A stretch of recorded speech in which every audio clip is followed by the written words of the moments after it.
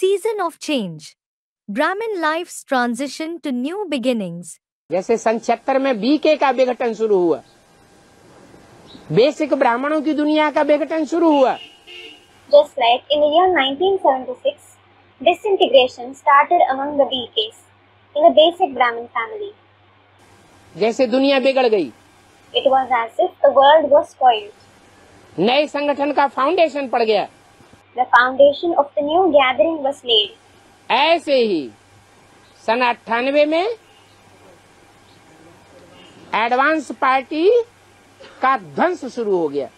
Similarly, the destruction of the Advance Party started in the year 1998. जब ध्वंस होता है तो दूसरी तरफ स्थापना भी होती है। When destruction takes place, establishment also takes place on the other hand. उसी समय अव्यक्तवाणी में बोला, During that very time, it was said in the Avyaktavani, जब इतना ध्वंस होता है तो जरूर कोई न कोई को अनिश्चय भी पैदा हुआ होगा ना। when so much destruction takes place, some would have become those with a doubting intellect, wouldn't they? तो अनिश्चय जो अनिश्चय बुद्धि बन गए, So, those who had a doubting intellect, वो तो मृत्यु को प्राप्त हुए। they died. अनिश्चय बुद्धि विनश्यते। Those with a doubting intellect are destroyed. 1.5, 2, 3 साल तक जैसे कि पार्टियों का आना ही बंद हो गया। It was as if the parties stopped coming for 1.5 to 3 years. क्यों हुआ ऐसा? Why did it happen? Anishchay बुद्धि हो गए। They became the ones with the doubting intellect. फिर बोला अव्यक्तवाणी में, Then it was said in the Avyaktavani, दुनिया वालों की नजरों में बाप गुप्त हो गए और बच्चों के सामने प्रत्यक्ष हो गए। the father became hidden in the eyes of the people of the world, and he was revealed in front of the children. तो जरूर 98 के बाद भी कोई बच्चे थे। 98 की घटना का उनके ऊपर कोई असर नहीं हुआ। So, there were definitely some children after the year 98 on whom there was no impact of the incident that took place in 1998. और निश्चय बुद्धि के निश्चय बुद्धि ही बने रहे। And they stayed as only those with the faithful intellect. और बहुतों ने पार्टियों को पकड़ लिया। However, many joined other parties. कोई ने इस्लाम धर्म का पल्ला पकड़ा, कोई ने बौद्ध धर्म का पल्ला पकड़ा, कोई ने क्रिश्चियन धर्म का पल्ला पकड़ा, कोई ने आर्य समाजियों का पल्ला पकड़ा। सब अपने अपने ग्रुपबाजी शुरू हो गई। Someone caught hold of the Islam, someone caught hold of the Buddhism, someone caught hold of the Christianity, and someone caught hold of the Arya Samajis. Everyone started forming their group. तो जो निश्चय बुद्धि पक्के बच्चे थे, उनके लिए घोषणा की गई कि तुम बच्चों के लिए बाप प्रत्यक्ष हो गए और दुनिया वालों की नजरों में बाप गुप्त हो गए। It was declared for the children with a firm, faithful intellect.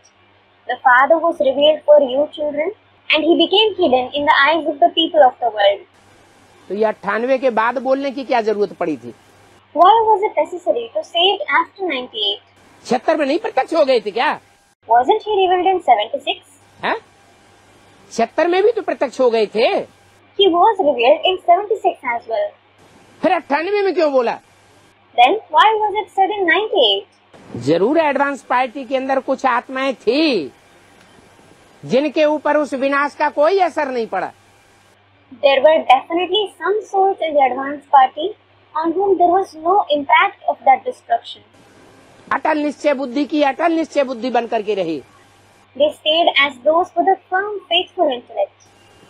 जैसे पहले पुरुषार्थ करते थे, ईश्वरीय सेवा में रात दिन लगे हुए थे, ऐसे ही उस समय भी ईश्वरीय सेवा में रात दिन लगे रहे। As they used to make Purusharth earlier, as they were engaged in the Ishvariya service day in and day out, they were engaged in the Ishvariya service day in and day out at that time too. क्योंकि असलियत को जानते थे कि सत्य क्या है और असत्य क्या है। It is because they knew the reality. They knew what truth and falsity is. तो तीसरी दुनिया का भी विनाश हो गया।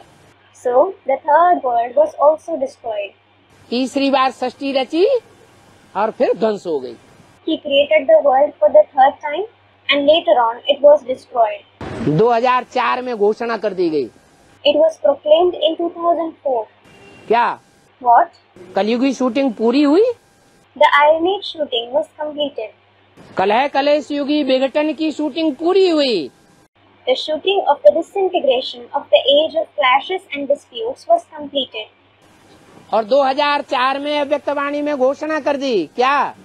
And it was declared in the Avyaktavani of 2004. What? है?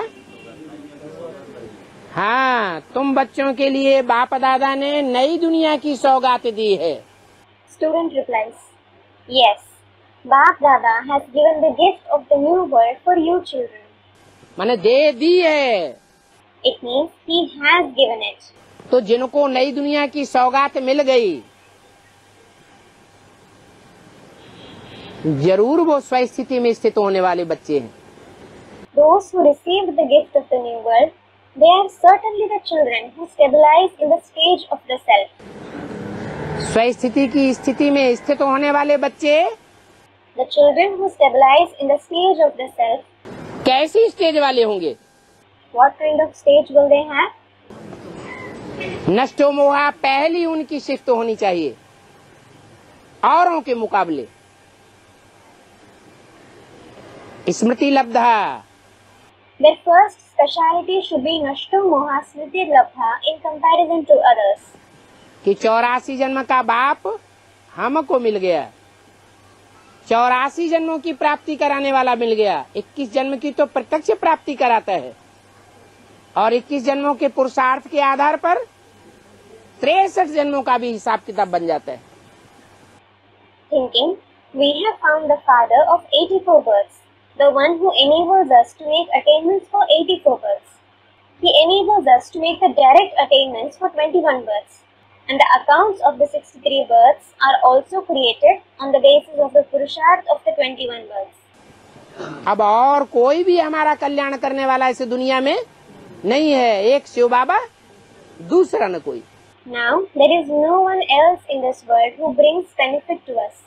One Shiv Baba and no one else. तो नई दुनिया का फाउंडेशन पड़ गया। So, the foundation of the new world was laid.